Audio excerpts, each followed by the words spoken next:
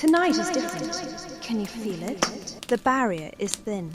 The door between worlds stands ajar, and I walk freely between them. You call this Halloween. Dress your children as ghosts and send them begging for candy. Carve pumpkins and hang plastic skeletons. You think it is fun, but you are celebrating one of humanity's oldest and most powerful rituals. And you have forgotten why. Let me remind you. Before Halloween, there was Samhain. Before candy, there were souls. Before plastic masks, there was terror that required real protection. Welcome to the night when the dead walk. I will be your guide. After all, I have been crossing that veil for longer than you can imagine. Samhain. The Celtic festival that marked the end of harvest, the beginning of winter, the dark half of the year. But it was more than that. The Celts divided their year into 4 major festivals: Imbolc, Beltane, Lughnasadh, and Samhain. Samhain was the most important, their New Year's Eve, not just calendar date, a cosmic threshold. The moment when summer died and winter was born, when light surrendered to darkness, when the living year ended and the dead year began. For agricultural people, this was survival time. The harvest determined whether you would live through winter. Animals were slaughtered and preserved. Resources were counted. But Samhain was not just practical, it was liminal. The Celts understood something modern people forget. Certain times and places are Finn, thresholds, doorways, twilight between day and night, the shoreline between land and sea, the moment between sleeping and waking. These are places where the barrier between worlds becomes permeable. And Samhain was the thinnest moment of the entire year. On this night, the Celts believed the boundary between the physical world and the spirit world dissolved. The dead could return, spirits could cross, the other world and this world touched. Not metaphorically, literally, and with that crossing came danger, because the spirits who walked on Samhain were not all benevolent ancestral ghosts bringing blessings. Some were actively malicious. Why October 31st? Why does the veil thin on this particular night? The Celts had no telescopes, no astronomy degrees, but they observed. Samhain sits precisely between the autumn equinox and winter solstice, the mathematical midpoint of fall, not random, not arbitrary, the specific moment when darkness overtakes light for the year. In Pythagorean terms, the balance point, the fulcrum, the pause between exhalation and inhalation. The sun's power was visibly weakening, days growing shorter, the world dying back. Everything descending into darkness and dormancy. The Celts saw this as the sun descending into the underworld, and when the sun god went below, the Lord of the Dead was no longer constrained by the sun's light.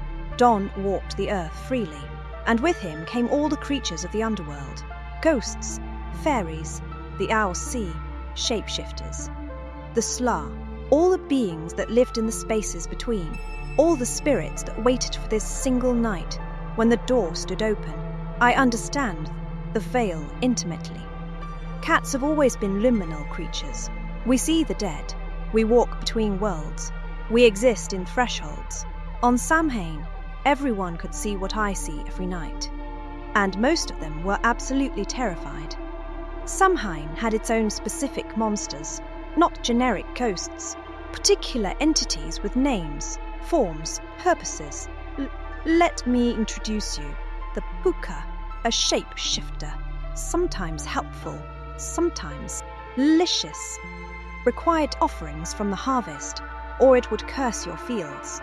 The Dulhan. Sometimes appearing as impish creatures, sometimes as a headless man on horseback, carrying his own head under his arm. His appearance was a death omen. See him, and you die soon after. This is where Washington Irving got the headless horseman, Celtic import to America. The slew, the fairy hosts, unforgiven, dead, eyeing in groups from the west. They would enter houses through windows and steal souls.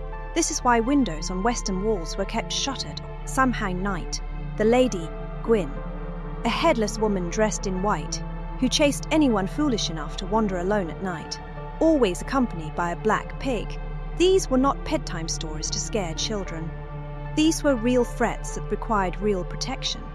So the Celts developed rituals, practices, ways to survive the night when the dead walked.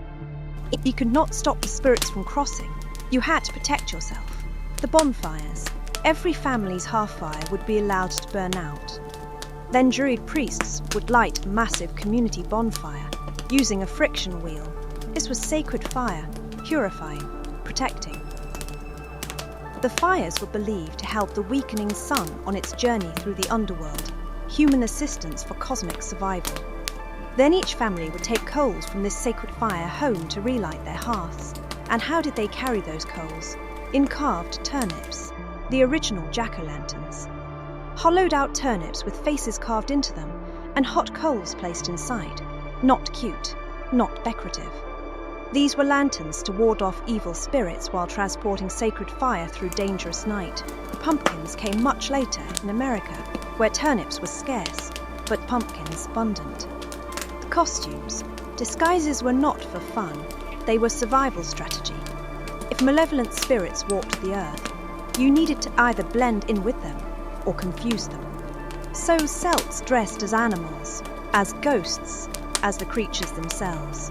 The goal was not to look cute, it was to look terrifying, to make the spirits think you were one of them and leave you alone. Offerings. Not all spirits were hostile. Some were ancestors returning home.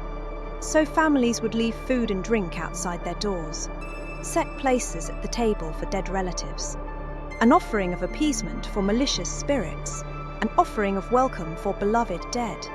And yes, people would go door to door in costume, performing, reciting verses, receiving food and drink in exchange.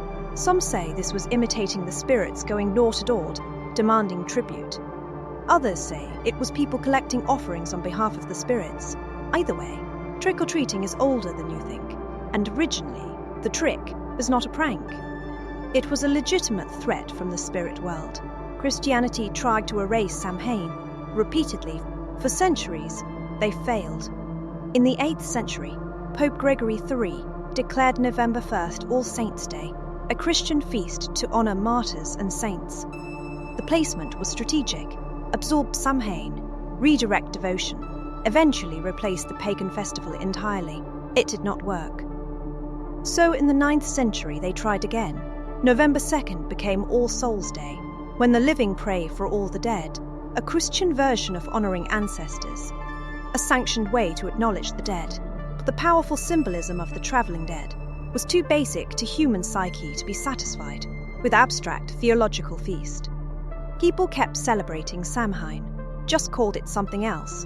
October 31st became All Hallows' Eve, the night before the Holy Day, eventually shortened Halloween.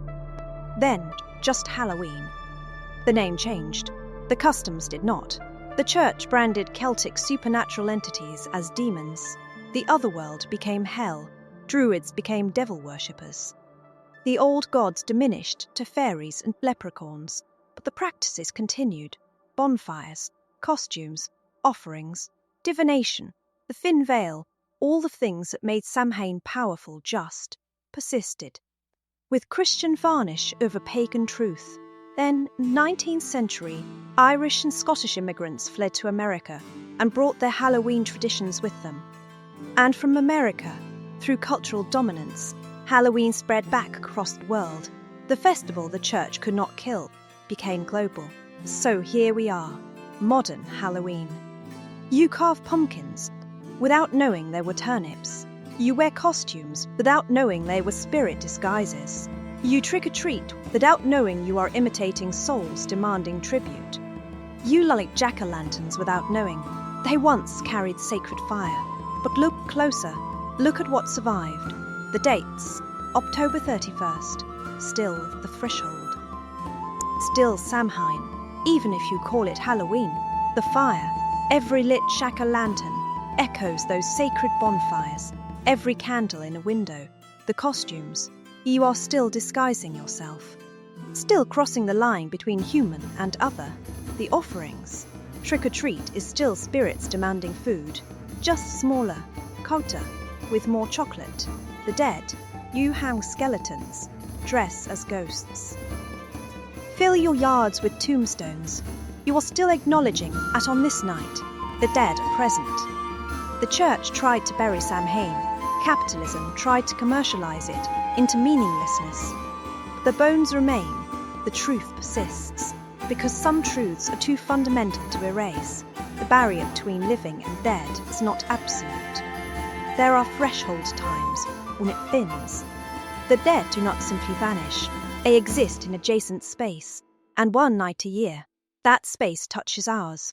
Modern Halloween gets more right than you realize, and forgets more than it should. You've kept customs, lost the meaning. You celebrate the threshold without knowing you are standing in it. You invoke the dead without believing they can answer, but they are here anyway. Tonight, whether you know it or not, you stand at the thinnest point of the year. The door is open, the dead are walking, the spirits are crossing. You can treat it like a costume party, that is fine. The ritual functions, whether you understand it or not, or you can acknowledge what is actually happening. Set a place at your table for someone who is gone. Light a candle for them. Speak their name. Wear your costume as protection, not just fun. Remember, it is a disguise for travelling through dangerous night, even offering outside your door, not for trick-or-treaters. For what else might be walking? And when you carve your pumpkin, remember, you are making a lantern, a light in darkness, a beacon, and a ward.